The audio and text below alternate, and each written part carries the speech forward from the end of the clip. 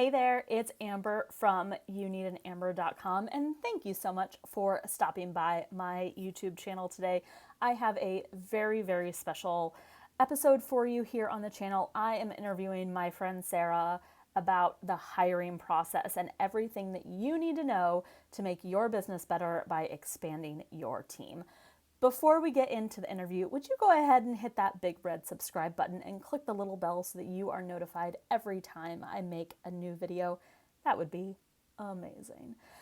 Sarah is one of my dear friends from my Director of Operations certification program that I just completed, and she is the most knowledgeable person that I have ever met about hiring a new member for your team. So join in to this episode. You are going to love it. Hi, Sarah. Thank you so much for coming on the YouTube channel today. I'm so glad that you're here. Thank you so much for having me, Amber. I'm really excited to talk about hiring today. Yay. Well, will you go ahead and give everyone a quick introduction of who you are and what you do? Yeah, sure. So my name is Sarah Neumann, and my business is Elevation Business Management and Consulting. I started working online actually in 2009. I have a background in operations management. It's really my zone of genius. And I started working as a virtual assistant, very quickly moved up through the ranks of being an online business manager, just recently received my certification as a director of operations. And now I'm really focusing on consulting work around hiring, but also around operations. So right now I help entrepreneurs escape essentially the frustration and overwhelm they're feeling from spending all of their valuable time and energy working in their business and directing every move by their team. And I help give them clarity, direction, and a roadmap to help them achieve their goals and leverage their team so they can really get back into that CEO role, or really like the creative visionary in their business. Wow, I love that. You are, I bet, just such a breath of fresh air to someone who's ready to expand their team and doesn't know where to start. Can you give all of us an overview of what the hiring process even looks like? Yeah, so I mostly work with people who are looking to hire like contractors or location independent team members. So a lot of virtual assistants, online business managers, directors of operations, even people for your remote marketing team, things like that. And my hiring process, I think there's like a little bit of a misconception, Amber, about like where the hiring process actually starts, where a lot of people think, okay, I need to hire somebody. I'm going to write up a job description and post it somewhere. But the hiring process needs to start much before that, so that you can go into creating that job description with real intention. So what I do when I work with entrepreneurs is we look at obviously everything that's on their plate that they want to get off their plate, but also what are like the top 2 or 3 things that they only want to be doing. Oh, wow. And this really becomes kind of like a North Star for them. Of course, it's going to take a little bit of time, and it's kind of like peeling back the layers of an onion as you're building your team. But you know now, like, okay, these are the 3 things that I only want to be doing, and essentially everything else should come off my plate. I don't really know how that's going to happen yet, and that's okay. But at least we have kind of a guiding light to get to. Amazing. How long does the hiring process usually last? It usually, my process that I take people through usually lasts about a month and a half. So we start with really getting clear on what you want to get off your plate, what you only want to be doing, but then we also look at like energetically who this person is that you want to hire.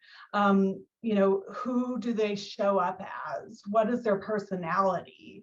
What would make it really fun and exciting for you to be working with this person? And then we create the job posting from there. When I support clients with hiring, I post the job description, do all of the interviewing, select our top, usually 3 or 4 candidates, and then support the business owner with doing the final interview. And then by then, we're really excited. We're ready to make our decision. And a lot of people think, okay, the hiring process is over. But actually, this is a really critical time when you're bringing somebody new into your business, is that you have a really clear onboarding plan for how to support them in stepping into that role. And hopefully, if you're hiring, a real expert and a leader in their own right, they're bringing some ideas to the table too. But you're co-creating essentially like a 30, 60, 90-day plan for them and getting started. And so that's really critical in the success of your relationship and just making sure that you're getting a strong start. Sometimes the hard work really starts there as you're developing that relationship. And I also work with my clients for the first 30 days and really supporting them and their new hire and getting a strong start. Oh, that's awesome. I read in a Facebook group this was years ago, that said something like, desperate people hire desperate people. Yeah. So if you're in a Facebook group, especially like a small business Facebook group, and someone's like, oh my God, I need someone to help me right now. I have this big project. Who can start immediately? Like, red flag, right? Exactly. Like not where you want to begin. What are some other red flags that you feel like you have seen where you're like, oh, I could so help them to make this process smoother? Yeah, so obviously you pointed to a great one, which is like hiring from desperation, or hiring when you needed somebody like yesterday or like a month ago. So definitely being able to plan going into the process is really important, and being able to take your time to find the right person. The right person for you is not necessarily the same person who's a great person for your colleague. So let's say your colleague has a great VA, they have a wonderful working relationship, and you're like, okay, I'll just like hire my colleague's VA. That doesn't always work either. That's a little bit of a red flag, because you're really looking for kind of an energetic match, and you're looking for somebody who's excited and motivated about what you're up to, wants to get behind your mission and in your business. And just because that VA is excited and motivated about what your colleague is up to does not mean that they're going to be excited and motivated working in your business, and that you're going to have the same relationship. Oh, absolutely. And it's kind of hard, because you feel like, well, Sarah has this great person and I need a great person, and it like cuts out all the stuff in the middle. So then I can just like hire that great person, right? And then you're like, you don't know why you're frustrated when your great person isn't my great person. Exactly. Like, it doesn't make sense logically. But it's because you skipped all that middle stuff that's actually crucially important. Exactly. Yeah, what will end up happening, you'll get probably about 90 days into your relationship, and things will be going fine. Like, they're doing the things that you want them to be doing, but there's just like something missing. It's like not fun and exciting when you like hop on a call together. There's just something that's feeling flat about the relationship, and it's usually that kind of that foundational relationship piece that could be missing, or the desire and the motivation for the VA to really be supporting your mission. So how do you, as the hiring person, help make sure that there is an energetic match, so that the person that you're helping match with the CEO actually works out? Yeah, so this is a great question. And during the hiring process, I essentially look for 3 things. The first is skill set. So like the ability to do the things that you need for them to do. Like if it's really critical that they have experience in a certain software that they'll be using every day in your business, you want to make sure they have the skill set to do that. The second is strengths, which is all about the Colby A index. So do they have the innate strengths to do what you need to do in your business, or need for them to do in your business? And the third is that desire and motivation piece. And so what I can do really well is assess skill set and strengths. And I usually can kind of assess that energetic match just based off of the work that I've already done with the entrepreneur and creating the job posting and kind of getting to know them. But that's like really the critical piece that only the entrepreneur can really assess, in my opinion. And so in that final hiring stage, when the business owner is doing that final interview, that's really the only piece that is missing from the equation. So if they can assess just that energetic match in their relationship, and I've already done the heavy lifting and the skill set and the strengths, then we've got a great candidate. Oh, I love that. So you mentioned in there a Colby assessment. Can you tell me what that is? Yeah, so the Colby Assessment is a really great tool for the hiring process. And it is an assessment out there similar to like Myers-Briggs or Enneagram. But the thing that really makes Colby unique is that it's the only assessment out there that measures the doing part of your mind. So modern psychologists all agree on the concept of a three-part mind with separate domains for thinking, feeling, and doing. And this is right in alignment with like your strengths and your skill set, and your like energetic match with the entrepreneur. So Colby is the only assessment out there that really measures the the doing part of your mind.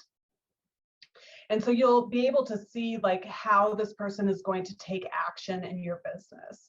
If you need somebody who's going to do a lot of in-depth research for you or have a lot of attention to detail, then you're looking for somebody who's kind of an initiating fact finder.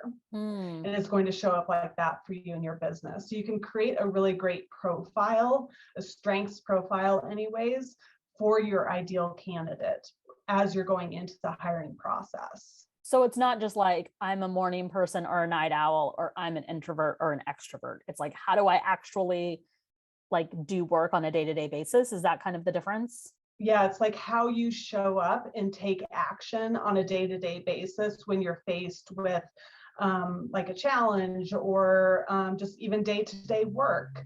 It's really how you're going to take action like that. And it's also like the innate strengths that you're bringing into that team that you can really be counted on for. So maybe you have a team of people and they don't have an initiating fact finder on board. And so you want to bring somebody with that strength into your team. You can kind of build that profile for your ideal hire around what you need them to do. So it's almost like you can find the gap in your business and then based on this assessment, hire someone who has those natural strengths. So like for me, I am not someone who, like, I'm not the idea person. You know how you meet the people and they're like, I can't get anything done because I just have all the ideas. And I'm like, I never have ideas. Like I'm not the idea person, right? And my last boss, when I had like a traditional 9-to-5, he had so many ideas and it was like, we're out of toilet paper right now. So like that, like that's great that you have all these ideas, but like, I'm so good at like, what are we doing right now? Like, what is our plan and how are we moving forward? But having someone who's like the big idea person and can see the big vision, that's so helpful for me. Yeah. That's not my strength at all. And, he was just like, go, go, go, and let's do all these things. And that was it's just not who I am, right? That's not my personality. So, I can see how finding those gaps in your business and then using an assessment like this can really like be the final pieces of the puzzle that you need. Where I think sometimes people are like, oh, I want to hire someone just like I just need to duplicate myself. Yeah. Right. Like I just want to hire someone just like me. Like I would never need that in my business, right? I don't need another me. I need someone who's like, let's go, right? Yeah. Here's all the ideas. Let's make it all happen. Yeah. Instead of just duplicating your strengths. Exactly. And that's like really the key, Amber, is like you're working with like an entrepreneur who has all the ideas. They're the big picture visionary, which is great because they really need people like you and I on their team to say, okay, that's a great idea. This is how we're going to make it real. Right. And be able to see all of the steps, or maybe find the information that is needed in order to support the project and moving forward. And so you are looking for somebody who's a little bit complementary to your strengths, or a little bit different from your strengths. Because if you hired somebody who was also a big ideas person, it would feel really good. You'd probably get along and like feel like you're best friends, and like you'd have these amazing brainstorm sessions, and there'd be like high fives all around, and then everybody would leave and nothing would get done. Nothing gets done. Yeah. Yeah. Yeah. But it's important too, and we're touching on an important thing around Colby, and there's been a lot of Colby's become more and more of a popular tool in the hiring process and just in kind of the online space. And there is a misconception around using Colby in a way that can actually harm the hiring process. So let's say you have somebody who's a really big creative visionary, and they're like, I just need the processes and systems person, which is essentially the follow through number, which is the second number in Colby. They're like, I want a 10 in follow through, or I want a 9 in follow through. I want somebody who's all about initiating and follow through. But if you look at a Colby profile of like an ideal hire, and you compare it to a business owner, let's say an entrepreneur who's like counteracting follow through, so they're like a 1, 2, or 3 in follow through, those people working together may drive each other crazy. Because the initiating follow through is creating like so much structure and like the 20-step plan, where they may actually work better with somebody who can create like the 5-step plan and simplify things. And so when you're using Colby in the hiring process, you're not just looking for like one number. A lot of people think I need a high fact finder or follow through, or initiating fact finder or follow through. And that's not always true. You have to look at who the entrepreneur is, what the job is, what you need that person to do, and then who else is on your team. If you have a team full of fact finders, you're going to go down rabbit holes. Your meetings are going to drag on for an hour and a half when you could get the same information in about 30 minutes. So you really need to look at your team, who you need to bring on board at a more like holistic level. So it sounds like the owner, the CEO, the entrepreneur needs to have a good bit of self-awareness of who they are and how they work. When they're deciding, okay, I'm ready to bring someone on and this is my need. And Colby is just one piece of that puzzle too. So as I mentioned, Colby measures the doing part of your mind, and there's also the thinking part of your mind. So this is like your skill set, the knowledge that you've acquired, the things that you've learned how to do. That's really important too. And then the desire and the motivation, the affective part of your mind, or the feeling part of your mind, is equally as important. If you're an initiating fact finder and somebody wants you to do a bunch of research on something that is not interesting or exciting to you, you're not going to show up as that initiating fact finder. So we're really looking at all 3 parts of the mind working together. And if you have an applicant who's like an ideal Colby profile, they may not be so ideal in those other 2 areas, or you might have somebody who's maybe not quite ideal in their Colby, but you have like a really great energetic match. They can do the things that you need them to do. So it could be a really good fit. So Colby is really just one piece of that puzzle. Have you ever heard the phrase, I might butcher it, but like hire for personality, train for skill, or something to that effect? How do you feel about that idea? I think that the energetic match and the desire and the motivation for somebody on your team to support you in your mission is the most important thing. Yeah, because if you don't get along, if you don't mesh well, then Yeah, it doesn't matter that they know how to use the system that you pay for. exactly. Right. Yeah. Yeah. Do you think that most people are trainable? Like if someone meets 9 out of 10 pieces of criteria, do you feel like, oh, this is just a trainable part? We might have to spend 30, 60, 90 days getting them up to speed, but it's going to be worth it in the end. Do you feel like that? Or are you like, ooh, I really want you to have all of the skills coming in? I think people are definitely trainable, especially if they're excited about what you're up to. They're going to want to learn. They're going to want to excel in their role, and they're going to take a lot of like personal ownership in what they're doing. And I think it's also really important to have that 30, 60, 90-day plan so that you're clear on what you're training on, what the milestones are, and the person stepping into that role can really understand what's expected of them. Yeah.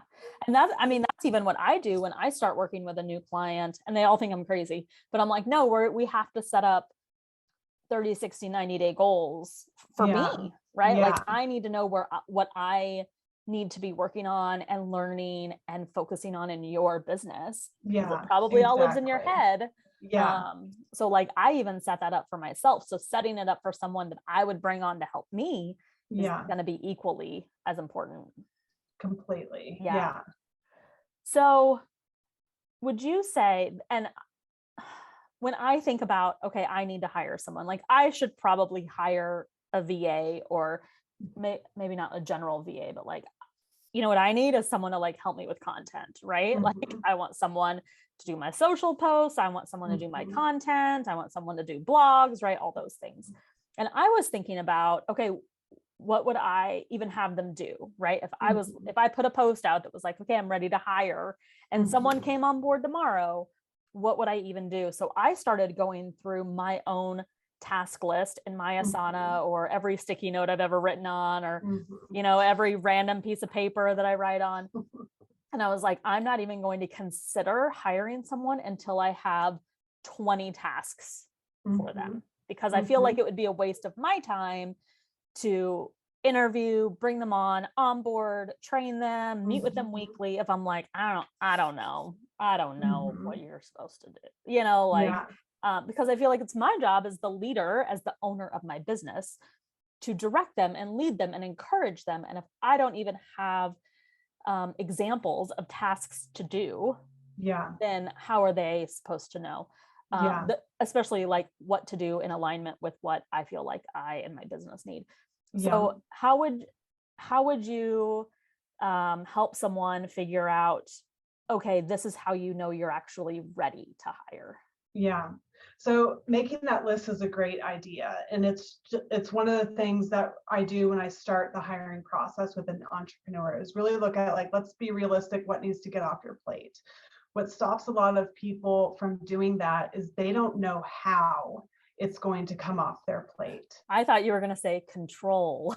There might be some of that too.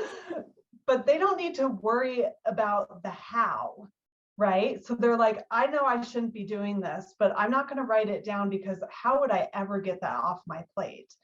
I just don't even see how I could possibly do that. Write it down anyways, because then what you're looking for, and if you have like a decent list, that's a great starting point. But you're also looking, if you're looking for a VA who's a contractor, you're hiring an expert. Same with like an OBM or a DOO. They're an expert in their own right. And just in the same way that you're bringing, let's say, a web developer into your business who has a very unique skill set, somebody who's a VA or an OBM or a DOO also has a very unique skill set, and they're going to be able to help you see how to get those things off your plate. And ideally, they're going to be able to identify other things that you haven't even thought of. And so instead of this being like all on your shoulders, it's something that is, co-created with your new team member, and they're showing up and trying to ask you questions about things that you're doing and explore ways to free you up to work in your zone of genius too. And those ways maybe you haven't even thought of yet. If you hire someone and they're your unicorn and they're going to come in and save the day, they're still going to need training and mentorship and guidance and leadership. Yeah. I have a number in my head. I'm curious to hear what yours is. What do you feel like is the minimum weeks or months that you really need to train them and mentor them and love on them so that they are set up for success, so that they can be the unicorn, the savior that you want them to be? Yeah. I think within that 90-day onboarding period, you should have a really good idea of the progress that they're making. I like to think that like the growth and development that you're investing in your team members never end, right? But with that 90-day plan, you should start seeing some of those things getting taken off of your plate. Yep. And start feeling that relief. Yeah. Ideally, you're feeling that even in the first 30 days. But the training is definitely a process, and the training and mentoring and getting somebody, sharing all the information that is in your head with somebody brand new to your business takes time. But it's like a really critical step too. Yeah. And I think it can feel very vulnerable and a bit like you're giving up control, especially if you let someone take over your finances, right? You hire your first bookkeeper, or if you hire someone to take over your customer experience and they're doing all of your customer support, and you're like, oh, but like I'm the person that does that, right? It can feel really vulnerable and like you're giving up a lot of control, but in the long run, you're only helping your business by growing your team. Yeah, that was about the number I was thinking, at least the 60 to 90 day mark. And whenever I work with a new client, I always say, like, we have to have a 3-month minimum of working together, because I mean, unless you really feel it, which I think you would feel in the first week, 2 weeks, like this is not a match. Then it's almost like you haven't even tried. Like a week or 2 weeks, if you mesh energetically, is not even enough time to, to really expect them to take over things. Like, no, they need way more training and they need way more. So I'm glad we're on the same page, because I think a lot of people forget that part. Like, okay, I hired you. Okay, now come in and do your job. And you're like, oh, I still need, like, even though I am, well trained in my job and I feel really confident in my skills, I still need the mentorship and the love and attention and training from the person who hired me, because I just can't go in and do what I want to your business, even though sometimes that's what I really, sometimes I'm like, oh, I can make those so much better, but it has to come from the leadership of the business owner. And it is really vulnerable, like letting somebody into your business. I mean, your business is your baby, and you're like, having somebody come in and take over things that you've maybe always done yourself. And it is definitely hard to let that go. But and I do think it's important to work with somebody over like a 90-day period. But what I encourage the entrepreneurs and the VAs that I work with is that from day one, that you're committing to a long-term ongoing relationship, and that you're not just going to do a trial run.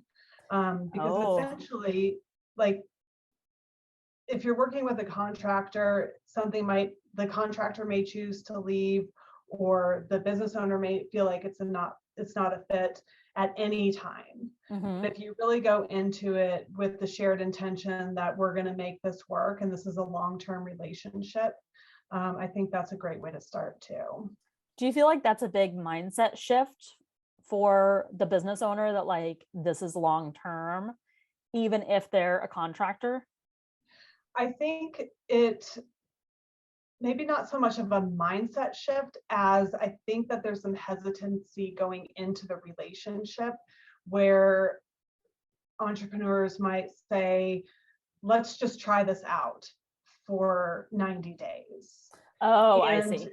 granted, you are trying it out, but if you really do have the intention to be in this for the long term and that you're not going to give up 60 days in because you feel like it's not working, if both parties can go into that just with that intention, and really step both feet on the other side of the threshold and supporting each other, that's like really a great way to get a strong start. Oh, I love that. If you had one piece of advice to give to the business owner, the CEO who was getting ready to embark on their hiring process, what would that look like? Take your time, Mm. because a rushed decision is going to cost you a lot of time, energy, and money. Oh, interesting. And then Yeah, you're not going to have the person that works for you and you have to start all over. exactly, Oh, exactly. that So is so going great. into it with real intentionality, getting clear on who this person, you want this person to be, and then in that interview process, being intentional about looking at skill set, strengths, and the energetic match, and then taking your time also in the onboarding process and making sure that you're getting a strong start. So it's all about taking your time and going into the process with intention. I love it. Sarah, thank you so much for joining me today. How can everyone find out more about you and come follow you online? Yeah, so probably the best place to find me is just through my website, which is at elevationobm.com. My contact information is there too. So if you'd like to reach out, I'd love to hear from you. I do complimentary strategy sessions for people who are looking to build their team or just kind of firm up some of those operational processes. So I'd love to hear from you. Awesome. And I will leave all of Sarah's contact information below in the show notes also. Sarah, thank you so much for stopping by the YouTube channel today. I appreciate you. Thanks, Amber. Thanks so much for having me.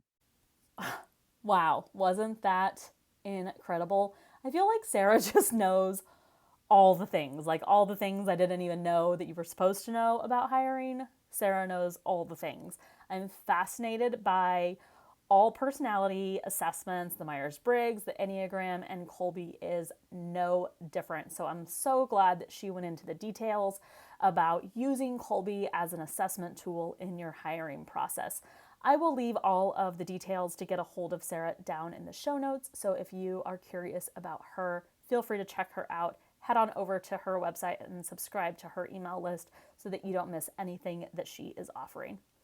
Thank you so much for stopping by my YouTube channel today. Go ahead and hit that red subscribe button if you haven't yet, and I will see you in the next video. Bye.